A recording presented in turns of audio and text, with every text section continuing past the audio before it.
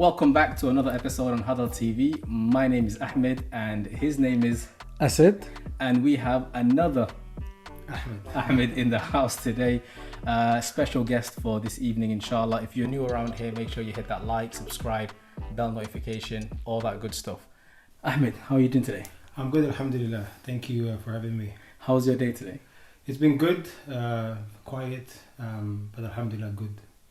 And before we fully dive into the nitty-gritty and your journey into football and everything like that, how did you come about in terms of getting involved in football? Well, I grew up in Holland, and football has been, part of my life since I was about 4 years old.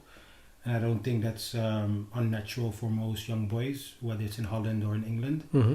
And I guess I had a passion for it, and as I grew older, I had a bit of talent, I guess, and put in the hard work and got to where I am today. Towards the end of my career now, can't lie, I'm 33 now, so I've got a few more years in me, inshallah. But not too long ago, I was one of the youngest players in my team, and now I'm one of the oldest, so it kind of kicks in. But I try my best now, alhamdulillah, to work with the younger players in my team, whether it's in the community, whether it's in the semi-pro team that I represent. Just try and give back what I've learned over the last 15, 16 years in senior football. Nice. You said you grew up in Holland. Is that where you were born? And no, I was born in Somalia. I Nice. think we left when I was about 2 or 3 years old, and then we settled in Holland for most of my formative years. And in terms of football-wise, what did you actually do? Like, were you just playing in the local leagues, or was it a semi-pro level, professional level? It was in the local leagues quite for a while, to be fair. I only got picked up when I was about 16 years old, and that's when I started representing a semi-pro team in Holland. And that's where I kind of realized, okay, you know what, I'm not far off from actually going all the way to becoming a professional. So at 16, that's when I joined the semi-pro team, and then 3 years after I got signed by a professional team. Unfortunately, that only lasted 1 year, but it kind of it's every boy's dream to make it professional, and I got quite close, I would say. But it was a good experience. Just within that year, I probably learned so much, some things that I would have learned maybe over 2 or 3 years in other semi-pro teams. So I'm grateful for the opportunity. And then after that, I played another 2 or 3 more years in Holland, and after that, I moved to England. Nice. Now I remember this. I think I heard of you when there was futsal tournaments, probably many years ago. Yeah. Is it 10 odd years ago or something? When I used to play, a long time ago. It sounded like it was a long time ago. Is futsal, was that something that you've always enjoyed as well, or was it just mainly the football? Because I know in Holland the football's a little bit different compared to England as well. Yeah, so futsal, it's funny that you say that, because I think I played against you those many years ago, and I think you actually beat me in the final, if I'm not mistaken. So futsal is... I wasn't the main man before you started. you was in goal. I was in goal. You know what I was thinking? No. I remember that actually. That was it's quite a big tournament in Holland, like a Somali tournament, and one of the biggest in, I think, Europe. And I don't think it goes on anymore, which is a shame. Yeah. But around those years, it was quite big. We had teams coming from Sweden, from other countries. I think you guys came from Manchester, and I was quite young. I think I was 17, and I organized my own team, and I went to the final as a young kid. But then competing against you guys had two. Every Somali tournament, there's 2 Ajnabis allowed per team, and most of the times they're the main players of the team, and no surprise that was the same. Who was that? They were actually some locals from Holland themselves. Yeah. And what the crazy thing is, I think we had Ali and Ozzy, Dutch as well. Yeah. So we had 4 Dutch players basically. Oh, okay. So they moved back to the UK. They moved to UK. No. They were actually there. They were living. They were here. Ali and Ozzy. Yeah. So they went back to Holland to play against. We all went there as part of the tournament. Because and they had their 2 friends. That was the kind of years where I think with all the lot of Dutch players came into the UK. Yeah. Came with a different type of footballers, by the way. It was good, and I think we went again, but the second time we weren't as successful. But that was good. I remember your name being called Ali Left Back. Yeah. Is that the one? Yeah, because I used to play left back in Holland, and I think it must have been Ozzy or Ali that started that name, because I'm not left back anymore, but they still call me left back. Do you know what? Yeah, there's some Adan guy said. Yeah, he lived in Somalia for so many years. He said you're not accepted to the Somali community until you get a nickname. Yeah. Do you know what I'm saying? Yeah. So nickname you might find it as a funny, if like it could be like even like a funny one, but that's the way of being in the community. Like you have to have a nickname at some point in your life. What's your nickname? I never had one, by the way, so I've never been accepted. I don't know. Wallahi, I've not had one. Yeah, we need to. Because you know what, my name is kind of a bit different, isn't it? It's a straight Asad. Yeah, because there's not a lot of players or a lot of people are called Asad. Yeah. So like it was just like that. It's just too easy name. I didn't have a nickname because of that reason, I think. But everyone had at some point had a nickname at some point. Nah, that's true, man. And how did you feel the transition was from Holland to now playing football in England, for example? So the difference was that, like I said, like I was a left back or like a defender predominantly in Holland. But then when I moved to England, I realized that playing as a defender in Holland compared to playing as a defender in England is like two different worlds. Because in Holland, you would actually see a lot of the ball, you know, the keeper like defends, get a lot of touches, you know, you try and build up from, you know, the first phase to the second phase to the third phase. But then when I moved here, playing in defense, it was like a whole different expectation. I wasn't expected to play or get the ball down and find a pass. I was just expected to play ball down the channel and get stuck in basically when you're defending. So Battle. Yeah, battle. And you know, I realized this is not really like, you know, something that I enjoy as much. I feel like with my attributes, maybe in this country, I could maybe be better or of more value in the middle. So in the last, I don't know, eight years, I've been playing as a midfielder in England, which is something I've enjoyed. And yeah, so I don't know, maybe we need to update that nickname. Ali Midfield. So when you moved to England, you weren't in Manchester originally, were you? No, I was actually. When we first moved to England, my whole family moved to Manchester. Okay. I joined a bit later, but I also moved to Manchester initially. But that was for me personally only a year, because I had to go back, finish off my uni. So I went back to Holland then for 1 year, and then I got to know my wife now. And then when I got married, I moved to Birmingham. So I stayed there for about 6 or 7 years. Nice. 6 years in Birmingham. Yeah, in Birmingham. You've done very well, mate. Yeah, I know. You've done very well. That's one of the most depressing cities. No, it's not as bad as you might have, you know, as you might think. But alhamdulillah, you know, I feel like I've got a base in Birmingham. I feel at home in Manchester. So, you know, it's good, alhamdulillah.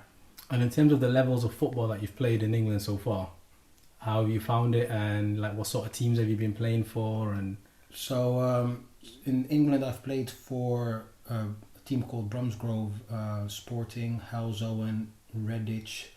Now I play for a team called Nantwich Town. All similar level. They all step 3, currently step 4.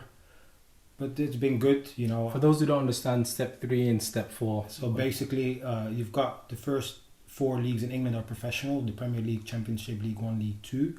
Then you've got something that's called step 1, which is the 5th division in the overall pyramid. They changed that around, haven't they? Yeah. Yeah, because I was thinking, what's going on here? Because we used to call it divisions. No, step 1 in the non-league period system, basically. So the top 4 league are called the Football League, and non-league is everything below that, basically. So step 1 is Division 5, step 2 is Division 6, step 3 is Division 7.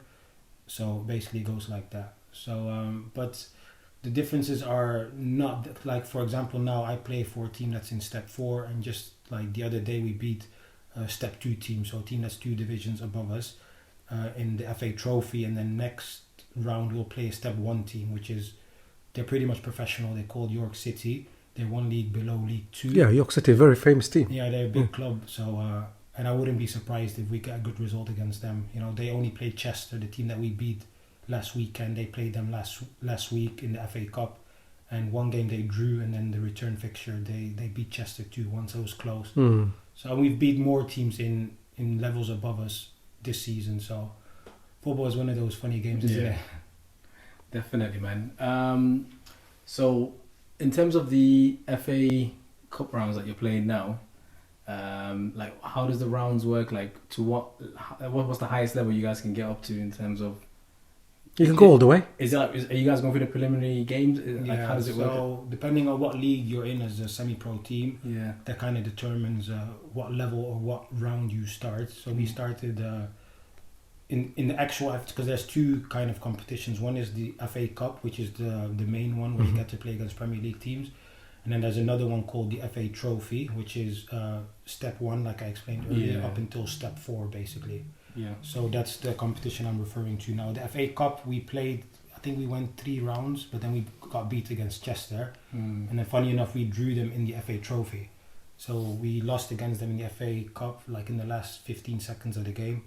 But then a few weeks after, we got this draw and we got to have our revenge. Nice. So the FA Trophy, again, that final is in Wembley, similar to the FA Cup. And now we're in the 3rd round, and then it goes to round 6, I think, and then semi-final, final. So with one of my other teams, I went all the way to the semi-final, which was a nice experience. You know, on the way there, we beat 3 step 1 teams like Barnet, Halifax, Maidenhead, you know, all big clubs. Yeah. And, you know, we beat all 3 of them. So I hope we can do something similar, with Nantwich. Nah, definitely. Inshallah, That's goes good, well man. for you, man. So aside from playing in the semi-pro teams and so on, there's also been another competition that you've been involved in, like within the Somali diaspora community, whether it's the British Champions League or tournaments abroad in Sweden, things like that. How did that come about for you initially, and how did you find those kind of competitions?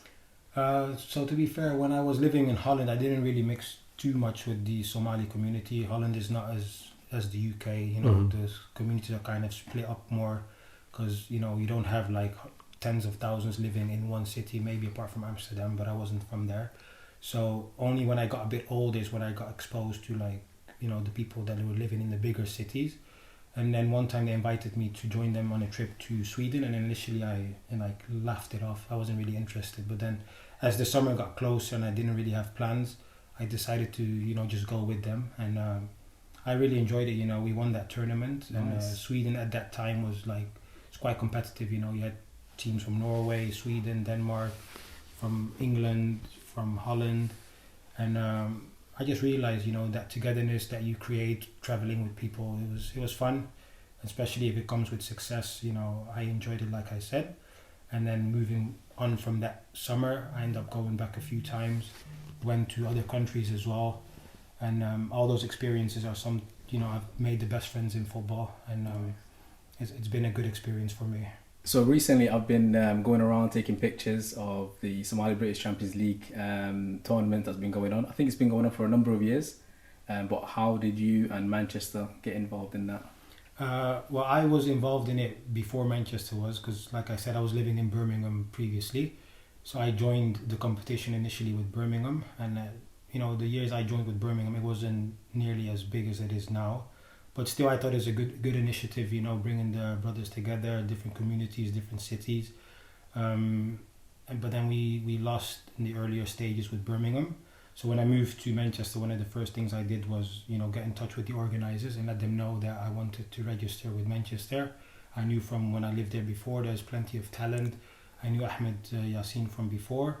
So I kind of took charge with, getting the registration sorted, spoke to Ahmed. Ahmed was on board, and then the rest is history, I guess. You've been part of the journey. It's been a good journey. We've been able to kind of unify and bring the whole city of Manchester together. And I think we've showed the rest of the UK that we've got plenty of talent. Good players. We can go all the way basically, and that's something that I think will be a great memory for the city. No, definitely. And the new season has started again. I know you're not playing a part in it this year, but what do you hope for the Manchester team, or what do you think? Are they able to retain the title, or? Yeah, that's the challenge now, isn't it? Because winning a trophy, anyone can do that once in a blue moon, but just retaining that trophy is the real challenge. It shows a lot about the team. Yeah. I've said to the team now, I'm not going to be involved on the playing field. I need other players to step up. I'm sure that plenty of our players are capable of taking that responsibility. I've shared a dressing room with them for a whole season. I've seen the characters. So if they can tweak a few things, and I'll still be part of, the setup. I'm helping Ahmed Yassin behind the scenes, organising things. being part of the management staff. So it's also a good experience for me, seeing how things go in that aspect of football. So I think we've got enough to win it again, but it's different. Now last year we were the underdogs, perhaps, unknown team. No one really knew what we were about. But now they know. We gave teams a difficult welcome coming to Manchester. Now people can prepare.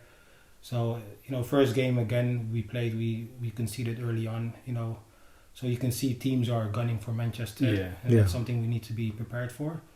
So it'll be exciting to see what the team can do. I think becoming a champion now, you're going to be everyone's radar now. Because, people are coming a lot harder for you now than when you're a champion. But if you're an underdog, sometimes you might get dismissed.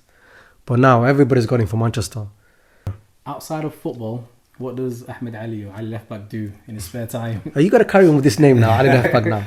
Yeah, so... we'll change it. Alright, my bad. I won't do it anymore. No, it's okay, I don't mind. To be fair, it's not even a real nickname, because it's only a few lads from Manchester that call me Ali Left Back. I'm probably like you, I don't really have a nickname. But, I've been... football obviously has been a big part of my life. But I've got a little one, alhamdulillah. He's not that little anymore, he's 6 now. So I try to focus as much time and attention. I'm sure I said, because I see a lot picking up, the little one from school. So I try to invest as much time as I can, raising him right, taking him duxi, football. In terms of work, I've got some investments I'm looking after at the minute. One property that requires a bit of attention here and there. And also looking out for other opportunities. But like I said, raising my son is my number one goal and my number one investment in terms of time. MashaAllah, man, that's good, man. And are you? I mean, I don't know how to word this. I'm just a new father myself as well, so you guys are more seasoned. Are you someone that's wanting to push him into football, or is it whatever he wants kind of thing, or? So in terms of me pushing him, I don't think that's required. No, it will naturally come. He's made up his mind a long time ago. He's 6 now, like I said, and he pushes me more than me pushing him in terms of what he wants to do. He really Ronaldo, Messi, knows all about them.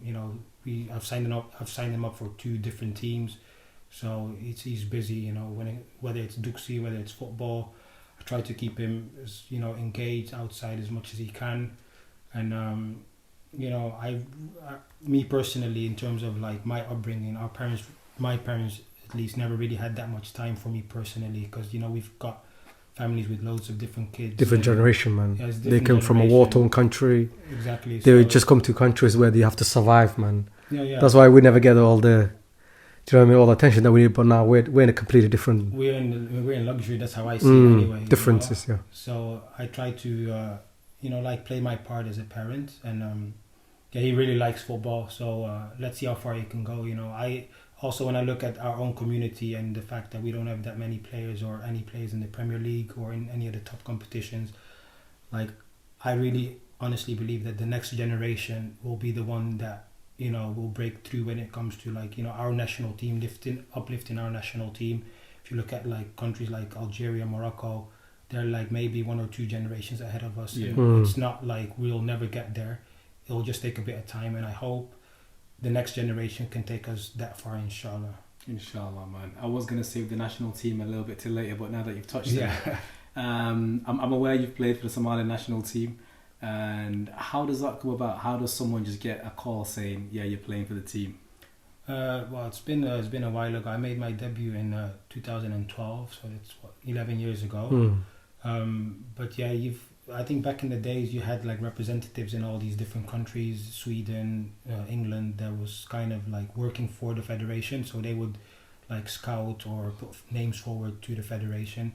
And around one of these tournaments, I got picked up. I was notified, you can represent the country if you want. And 2012 I took the opportunity, and I made my debut in a Sekafa tournament.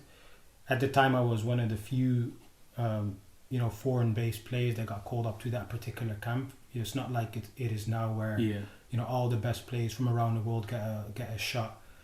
Back then it was just 95% local players, and then maybe 1 or 2 from abroad. So it was a great experience on the one hand, but on the other hand, you lost like 7-0, 5-1, and I think it was 1-0. So, I was scratching my head at times over there, thinking, you don't want to lose, let alone lose with those numbers. But like from there till now, it's improved massively. Just the other day we played against Algeria, and I think yesterday or the day before we played against Uganda, and then we lost 3-1 and 1-0 against like two very good teams in the World Cup qualifiers. So, like I said, the progress is there. There's just a few things that, it doesn't need a rocket scientist to notice that needs improving, but, we'll get there, inshallah. Right, inshallah, man. I was going to say, what's it like to bring all these people from different continents and different countries together? What was it like in a dressing room? Well, it depends. Like, it's got so many different factors to it, the manager is so important, the backroom staff. You've got managers that, the manager in general, like, contributes so much to the mood in the dressing room. If you've got a character who's like all about team building and good character experience, it's completely different to another manager who's like a police officer and like harsh to players, So over the years I've been there, it's been like, I've never been there twice, I think, with the same manager. So it's been different every time. So one of the camps is better than the other, and then obviously the results contributes so much as well. When I went to Zimbabwe, that camp that we played against Zimbabwe, you guys, I'm sure, kind of noticed things, highlights and stuff. That was amazing. You win. So who was the coach at that time? The coach at the time was Bashir Hayford. Is a coach from Ghana. And like we managed in that camp to beat Zimbabwe in our first ever World Cup qualifiers, and it wasn't easy, they were the highest ranked team that we could have played at the time, and we were the lowest ranked team. And then I think just that game kind of like put us on notice and let our whole community know that things are possible. Whether we are underfunded, underprepared, underqualified, things are still possible. So just imagine what is possible if we make these few steps that are still required. And so that manager is he no longer involved? No, he's no longer involved. No. And I think we've had 2 or 3 since. So. What would be the reason if he's doing well? I wouldn't be able to answer that question. There's so much like within the federation. There's a lot of infighting. Just like next week, there's going to be a big case with the CAS, the highest body in terms of sports governance, between the current president and his his executive committee on the one hand, and on the other hand like another presidential candidate that was dismissed from the previous election. So the CAS will decide then if there was any wrongdoing, in February when the election was actually held, or whether there wasn't any wrongdoing. So like I said, there's a lot of things going on behind the scenes. So you've touched on earlier about how you were selected back in 2012. How does it work now? Is the selection process the same, or has it changed much? And how would you like it to be in the future? So at the minute, it has changed a lot compared to previously. So I think recently a head of recruitment was announced by the federation, which is one of the old players. I think he's been retired for a few years now. He's been in the game for a long time, but it's not entirely clear to me, or I think to the public, whether this position is like an advisory position, or whether it's like him having the final say in terms of the recruitment. Obviously, normally, when it comes to any team, whether it's national team or a club, it's the manager that picks his players. So the current camp, we had, 20, 30 players. So I don't know exactly who made the final decision, whether the federation was involved, whether it was just the manager, whether the head of recruitment had any say. By all accounts, you can have a look online on social media. There were a number of players that were overlooked or not called up, players playing in the highest divisions in their respective countries. So no one will quite clearly tell you up front like this was the reason why this player was left out. And I don't think we don't have the media. I know that for sure back home that they would ask these questions. I've seen a few interviews with the national team coach. Seen a few interviews with some of the members of the federation, and not one person asked that question straight up, like why has this player not not being called up. I think that's a legitimate question to ask. The Yeah, manager definitely. can answer, you can just ask the question. The manager can answer it, and that's fine. Imagine England leaving out Harry Kane and no one asks the question. I would expect BBC and ITV to ask that question. Crazy. And for our media not to ask that question, I think it's not like conducive to progress. That's my opinion. Do you know, to make an understanding, like like we said that we were doing very well when we beat Zimbabwe, right? Yeah. How many players from that team played against Algeria? That's a good question. I've actually seen a lot of new faces, and I've not seen familiar faces from the previous camp as well. So let's be like, in terms of the Zimbabwe game, I don't think there was even one, to be honest. So there might have been one, Abdi Mohammed, and I'm not saying that's like everyone who played in Zimbabwe should be playing now. Yeah. I mean, because the reason why I'm asking the question. I'm just answering your question. Yeah. So the reason why I'm asking the question is I'm just trying to figure out like the pattern of like, because in the way I look at football is basically it's a relationship, isn't it? Like you gotta have a relationship all around the pitch. You need to have a relationship with the coaches. The players need to know each other. So it kind of gives you a continue of like understanding and playing together. Because I'm guessing you guys are all from different places around the world, right? So how would you build a team? Like if there's too much chopping and changing, some players are not being called up. Yeah. Do you know what I'm saying? The reason why I ask, I know there's a bit of a time gap between the two tournaments. It's been 4 years, but what I would add to that is when we played in 2019, I think it was against Zimbabwe, like it was so big, so massive that we managed to win that game. I realized straight away, like after this moment, it's going to be more difficult getting back into the national team because people now are going to be more interested, one, playing for Somalia, and people there maybe were not old enough to play previously. In the next few years they'll be old enough, so the competition, which is only good, will increase. So I even said to the players then, say alhamdulillah that you were part of this experience, because it might be the last for some of us. So progress is good, especially if it's better players, and stuff like that. So now we've had new players. I'm not saying they shouldn't be playing. Everyone that was called up deserved to be called up. They did their best, and even me, I was disappointed not to be called up, but I was happy for them. And like most players or most fans in general, we supported them behind the TV. Have you had to be in contacted, or was it an explanation why you're not being called up? No, I've had no explanation. I did hear rumors, because like I said, the head of recruitment, I don't know whether he's like a key final stakeholder, someone that actually is at the table when these decisions are made. I don't know. But he did come out in public saying we're only going to focus on Division 1, Division 2 and Division, I think he said Division 1 or Division 2 only, or perhaps he said Division 1, Division 2 and Division 3, and we're not going to bother with any player below that level. But anyone who understands football knows that the pyramid in England is different. It makes no sense, because it's down to talent, isn't it? It is down to talent, not only that, but if you put that condition on the English football pyramid, there's no one in England that's Somali that plays in Division Championship it's or League 1. wipeout. So basically, you don't want anyone from England, basically. Yeah, pretty much. Not just England, Italy, Spain, France. In the top 5 divisions to get into the top 2 leagues that's where we need to grow to. And who's this guy making that decision? Yeah, his name is Asa. He's the head of recruitment. He comes from Scandinavia, so I kind of understand where he's coming from, because if you're from Scandinavia and you play Division 6 or 7, then it's very low. You understand? But when you come to some of these other countries like England, if you play Division 6, Division 7, it's very respectable. If you look, at wages, fans, the teammates that you play with. The teams that you're playing is York City. York City probably won the FA Cup before. Yeah, they're a huge team. They've got massive fans as well. Yeah. So you got people who don't understand the game. Pretty much don't understand. Obviously, they might understand the games in Norway. Yeah, maybe doesn't understand the context of England. Because when I played in Holland, I played Division 3 in Holland, and if I was in Holland now, I might have been playing around that level now. But now that I've moved to England, football's not easy. To put that same condition on England, I don't think it's fair. But I don't know if that was the reason. I did hear that interview.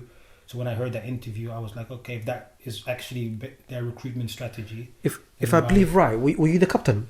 I was the captain in 2009. So you were the captain of the team, and you had no one saying anything whether you're gonna come back or not. No. You know, it is a shocker, mate. I honest to God, like that's the kind of stuff that kind of winds me up about football. And if I'm asking the question, do you know the other players? Like, let's say for example, what's the organisation do when you guys go in a camp? Like, how early do you guys go? We go maybe 10 days, maybe before the tournament. Something like that, yeah. So 10 days before, and if I'm right, like half of the players are playing with you guys, you probably never met them before. Well, it depends. Obviously, the first time you go, you know, logically you wouldn't know the other players. But if you go a second, third, fourth time, you get to know some of them. You'll know the players from like the first camp, etc. You know. And then when you guys get to the camp and you guys are training together, you got 10 days to get ready for the tournament. Yeah. And anyone new to that basically have to get used to everything. Yeah. So, in any given tournament, how many players were new? So if you look at this camp, for example, I think maybe not too many. You know, maybe a handful were new. 5 maybe. 5 in the first starting 11. No, in this starting 11 the other day, I think only 1 was new. To be fair. Okay, so the striker was new. It's really interesting to know the ins and outs and the nitty-gritty and how these things work behind the scenes. Now that we've touched on that, now if someone is really young, like a young child growing up in the Western world, let's say in Europe or whatever, would they be more inclined to play for the Somali national team? I'm talking about a young Somali person. Or would they want to play for their respective country or residence or whatever? Well, it's difficult. I think it depends on the player, you know. That's a very hard question. Yeah, we've got a few players now that are in that predicament. You know? Yeah. We've got 3 players from Sweden, 2 of who play in one of them plays in the Premier League in Sweden. He's just won the Premier League in Sweden. Nice. Another one just moved from the Premier League in Sweden to the second division in Germany, and then another one won the second division in Sweden to get promoted to the Premier League. So we were hoping, you know, for them to be willing to represent Somalia in the last camp, basically, but they decided against that for now. So, you know, to get back to your question, those 3 players at the minute, they are hoping to be able to represent Sweden, and I don't blame them, you know. At the end of the day, football is only a short career. You know, you play maybe 10 years, a bit more at the top level, if you're lucky to play at the top level. And, you know, to try and build that career, you know, playing for Sweden will get you more exposure, you know, potential to a bigger transfer. And I don't think you can compare the national team of Sweden to the national team of Somalia in terms of the way it's been organized and set up and stuff. So, but at some point, you know, they do need to, you know, be realistic in the sense that by the time they get to like 27, 28, 29, they don't get called up by Sweden, I hope, and I suspect that they, you know, will represent Somalia, which is, you know, a bonus for us, inshallah. But if things do improve from our national team's perspective, you can look at countries like Morocco, Algeria. You've got players now at 18, 19, top talents playing for some of the best teams in Europe, choosing to represent Algeria, Morocco. So, inshallah, we can get to that stage as well. Definitely, man. What sort of changes would you like to see? Just staying on the Somali national team moving forward, whether it's team selection, whether it's tournament structure, camp, any sort of changes that you would like? I think one of the main change I would like to see is for the federation to be like a powerhouse in terms of its ability to generate revenue. You know, if you look at like all these other national teams and football federations, they've got big sponsorships, they've got content on social media, they've got all these different ways of monetizing, you know, their teams, their national teams, their players, and that enables them to compete and look after their players, build infrastructure, facilities. At the minute, it feels as if we're just relying on like FIFA handouts, basically, which is, you know, also a lot of money. You know, should be enough to run the federation or like, you know, a lot of aspects of the national team. But if you like professionalize, have better pitches, like facilities back home, then I think things will improve, and that will then hopefully get other players from these European countries to choose Somalia over, you know, these other countries. Where's the home games played at? So while I've been part of the national team, I've played in Djibouti, I've played in Ethiopia, in Tanzania, so it's been all over East Africa, but nothing in Somalia. But hopefully, like I said, in the future, I don't know if that's to do with just the standard of the facilities or whether that's to do with like the instability in Somalia. But if it's just the facilities, then hopefully we can improve that. Because it would be amazing to be able to play, your home match at home, because that's a massive advantage. On tournaments, let's say for example you said you need to meet 10 days before the tournament starts. How long you guys in the camp and stay together?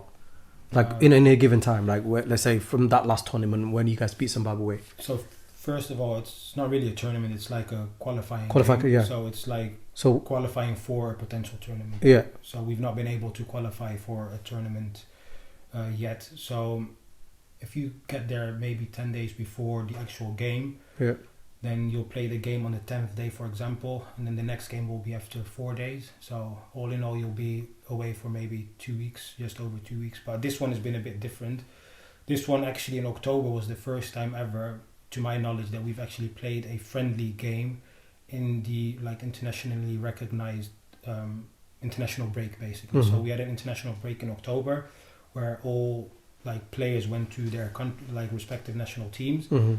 And then we only used to get to play a game of that break coincides with like a World Cup qualifiers. Mm-hmm.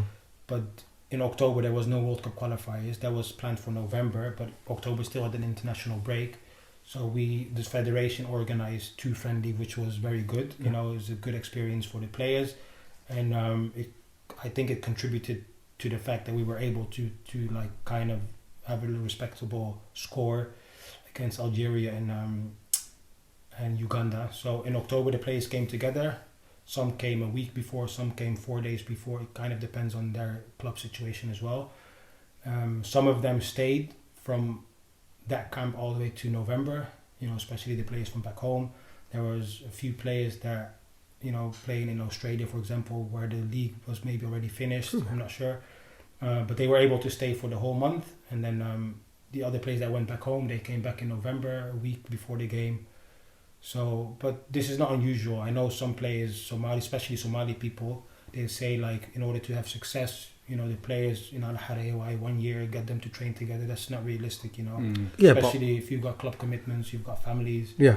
It's and no respectable country does that. You don't see like England don't do that. No one, because your first job is to represent your club. Mm-hmm. And then if you do good representing your club, you get to be picked up for the national team. So yeah. It's more down to the organization to get the best out of the players and at the time they have them. Exactly. Then obviously down to the players. So there's no point in having the players together forever. But the question I was going to ask you next is like you, for example, you said normally you stay within 2 weeks. So within that 2 weeks, like who take care of the players? Like when it comes to like finances, do you guys get paid for being there? Yeah. So, you get paid. You get like at the end of basically your camp, and it's been different from when I first joined to now basically. But you get looked after, and I don't think personally that should be your motivation representing your country to become rich from it. No, true, but what I'm trying to say is because obviously like you guys are not. Obviously, you got families. You got the way I look at it. Obviously, if you're like say playing for Manchester United and you go to represent England, that's a totally different ball game. Yeah. Because obviously, you guys are coming from certain leagues and you got like jobs and you got families to look after. Obviously, you've been away for 2-3 weeks.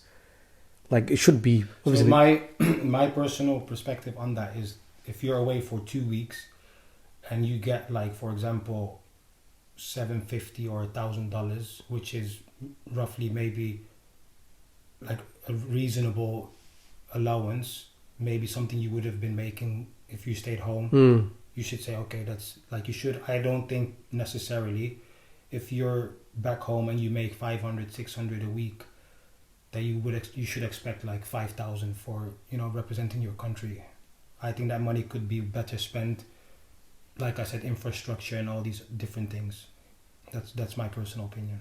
In summary, what's the next goal for you personally, whether it's football, in life, work, family? I hope, inshallah, in the future to be able to represent my country again. I'm 33 now. I had a time off, like, away from the game for a bit, but the hunger is back now. I'm playing, like I said, for Nantwich Town. I'm really enjoying it. Playing, being able to play with Mahmoud. You both know him. Mm-hmm. He's come back from a big injury himself. He was also gutted not to be involved in the national team, but I do have that desire to represent the national team again, especially with Mahmoud, and I feel I would be an addition to the squad as well, and hopefully the management can see that as well, inshallah. That's a goal I have, and I hope Yahya, inshallah. I said it to him jokingly, he can represent Holland, he can represent England, he can represent Somalia, and I hope by the time he gets to about 18 or 19, the infrastructure is there for him to confidently say, you know what, I'm going to represent Somalia because I feel like it's the right thing to do. But if the gap is too massive, as much as I don't know even what I would advise him at that point, because it's one thing being like wadani and nostalgic and saying like Somalia over everything, but if you only get to play once every 4 years like we used to, I made my debut in 2012 and I think I only got like 7 or 8 appearances over 11 years. And that's not because I wasn't called up in between, it's just because there wasn't any games in that period. So yeah, definitely, man. Anything else you want to add? Do you think it will be, how far do you, well, this is going to be a more political issue now, but like, do you think you will see a game to be played like in, like not Djibouti, I mean talking about home, like a cities in like maybe Hamar or Hargeisa or even Bosaso or somewhere like where a home game can be taking place? Because I'm sure like that's going to change everything. Yeah, I think personally, from my own perspective, I would have loved in the times that I've represented Somalia to be able to play at home, because I'm sure it would be a sellout crowd. The home advantage is just everything. They just love football so much, and I think of course it will happen at some point. I just don't know when. I doubt it will happen while I'm playing, but I think that should be the goal. All these other countries, they get to play at home, or most countries, they get to play at home. You bring the people together, and it's a bit easier to get a result as well, I would think. So I think it will happen, but I don't know when. Yeah, I think it's a sad situation, man. Yeah. The home crowd, and you know what I mean? Because in the day, it gives you a sense of pride in the day if you're playing in front of your own people. Yeah, do you know what I mean? The feeling of that is just, even for the players, like I said, it would be amazing 100%. for the players. We've got like good players, but not a lot of us currently get to play for 50,000 for their clubs. I don't think there's anyone. So just for the players as well, because sometimes when we travel away, like we did the other day to Algeria, they get like 50,000 cheering them on. So just to get used to the atmosphere, I think we're on the right track. Between 2012 and now, it's been so much progress. Still a lot of things like lacking, but there's progress. So yeah, I try to be optimistic. I hope they spend the money they're getting from FIFA, or whatever donation that they're going to get, or whatever income they're going to get, to organise a safety way of doing football at home. Yeah, I think that should be the aim, because in the day, they're the people that they're playing for in the day. If they can't see the team that they obviously they're supposed to support, it is ridiculous. But let's hope we get in the right direction. yeah. Let's wrap it up with, have you seen our Somali quiz segment on the last one? No, I haven't. Okay, how's your Somali on a scale of 1 to 10? I'd like to think it's a 7, but I'm not sure if it is. So the game that we like to end with is basically I say a word in English and you have to just say it in Somali. And I think we realise that there's a pattern going on here. And he's never involved. No, I'm the organizer, so yeah, the quiz. I just asked the quiz guy. Yeah, I'm the quiz guy. Okay, let's do this then. Guy. So I'm gonna ask. We'll start off nice and easy, so it's quite light. Last time I had a link opened up, so what I'll do is I'll just open it up again. Who wants to go first? I'll go. Go on. Okay. Yeah. We'll let Asad go first. Okay. So the first one is, how would you say, I don't know, newspaper? Newspaper? Yeah. Do we even have a newspaper in Somali? Of course we do. Let me see. Journal? It starts with a J. I did throw you in the deep end. No, it's a journal, isn't it? No, journal is a journal. But I'll show it to you. So I'm not going to attempt to pronounce it. You have heard of that word. Jaridad. Jaridat. Oh, wow. Okay. I've not heard that one before. I thought it's called Jornal, but anyway, never mind. Okay, so how would you say a bike? Bushkuleti. Oh, that's Yeah, good. one So word. how would you say it? Baskil. Maskil. Yeah. So they both work. They both Yeah. work. Yeah. Bushkuleti, you know. Bushkuleti. I've not heard that for a long I've not heard time. that one for such a long time. Okay. It's my turn. So it's 1-0 there. Yeah. 1-0. Warm up. Yeah. 1-0. Oh, it's warm up. Okay. Yeah. Yeah, you give it him. I can see he's very competitive. Give it to him. Okay. Just because he's not kicking the ball right now, that doesn't mean he's not being Yeah, I'm competitive. How would you say a pencil? Pencil.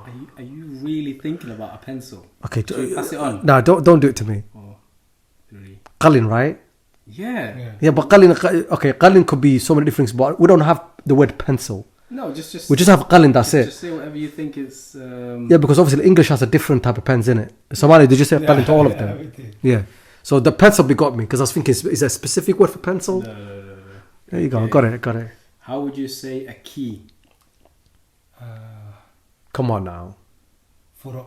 Oh, Yeah. Okay. that was easy, by the way. No. Oh, come on. Okay, cool. You do me day out here. That's good. What is khuful? Is that a lock? Quful, yeah. Yeah. Yeah, because I was. Okay. I don't want to use this, but I'm going to ask you. How do you say a candle? Mushama. Oh, okay. There's another word I'm thinking that I was. Never mind. It's not my word anymore. See, So- I'm getting the hard ones in it. No, it's hard for me, but it's not hard for you. I might get something that's easy for me, but it's Yeah. hard for you. Okay, and Ahmed, how would you say a bridge? Bridge, Yeah. like where you drive over. Yeah. That one I wouldn't know that one. Do you want to take it? You know it. The second I say it, you'll know it. Bridge. Oh, that's so embarrassing. Do you know it? Let him know. I'm looking at it. Wait, hold Did you know it from before? Bro, I can't get it out of my head. No, you don't know it, bro. Bridge. I'll definitely know. Go on. Bunda. Nah, definitely wouldn't got that. Yeah. Yeah. Yeah, I wouldn't. Bunta. Yeah. Okay, so now we're playing for the bragging rights. Okay, so now we're equal now, yeah? Yeah. Yeah. Okay. No, as in that was warm up. Oh, was that it? That wasn't counting? Yeah. No. All right. Let's start from 0 then. I'll go first. So now we'll do best out of 3. Okay. Okay. Am I gonna be a champion for second week in a row? How would you say a bottle? Dalo. Okay. Cool. Let's go. Did you beat Ahmed as well? Yeah. Can't believe that. You couldn't get a Sarir, bro. That guy, shameful. Ahmed, shameful. How would you say a tree? Git. Nice. Yes. Nice. No, That's solid. I was hoping to ask a hard, difficult one. no. But go That's on. a difficult one, man. How we you were this on the last show, so it's not fair. But I'll save that for him. How would you say a clock? Saad. Okay. I got this. And how would you say fish? Come on. Malay. Yeah. There's 2 ways of saying it. Kaluna Malay. Yeah, because I would have known both. That would have been bonus points. Last one. How would you say a hen? A hen. You know what a hen is, right? Toro. Oh, That's a chicken, are we gonna give Or that? digal. The pronunciation is off on the second one, but it's close. Is to go digal or Doro? Digal. Did Yeah. I say digal? Yeah. We say digaget. Digaget or digal. Digal is the male version of it. Wait, isn't hen the female and the cock is the male? Yeah, but in Somali we call sige digal or digaget. Okay, Don't listen to anything I said. Okay. Woo!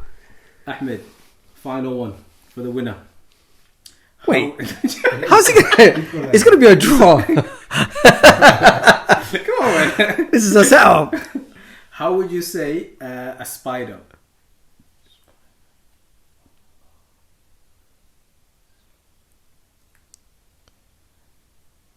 I'm having a brain freeze. Unless I don't know, but I feel like I should know this one. I know this because obviously my name is Spider, Yeah. so everyone calls it me in all sorts of dialects.